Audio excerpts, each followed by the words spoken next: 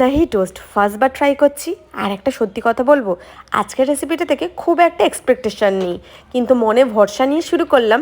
কারণ হয় না, যখন কিছু আশা করবে না তখনই ভালো কিছু রান্না তৈরি হয়ে যায়।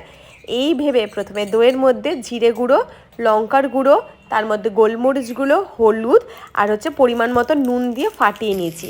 আর এর মধ্যে ফোড়ন দিয়েছিলাম ঘিয়ের মধ্যে কালো সর্ষে আর কারি পাতা দিয়ে, এর মধ্যে দিয়ে আর একটু নাড়িয়ে চাড়িয়ে নিয়েছি।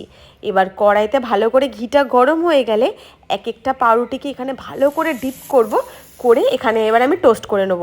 একটু এপিট ওপিট করে ভালো করে ব্রাউন হওয়া পর্যন্ত সেঁকে নেবে। ব্যাস সেম প্রসেসে আমি আর একটা পাউরুটি ভালো করে কোটিং করে একটু ভালো করে ব্রাউন করে ভেজে নিচ্ছি। এবার ব্যাপারটা দেখতে কিন্তু দারুণ হয়েছে। এবার টেস্টিংয়ের পালা। আর গন্ধটাও বেশ ভালো বেড়েছে, পুরো সাউথ ইন্ডিয়ান ফুডের মতন। আর মারাত্মক সফট হয়েছে। আর একটা সত্যি কথা বলবো, মুখে দেওয়ার সঙ্গে সঙ্গে হেভি লেগেছে। একবার প্লিজ ট্রাই করো।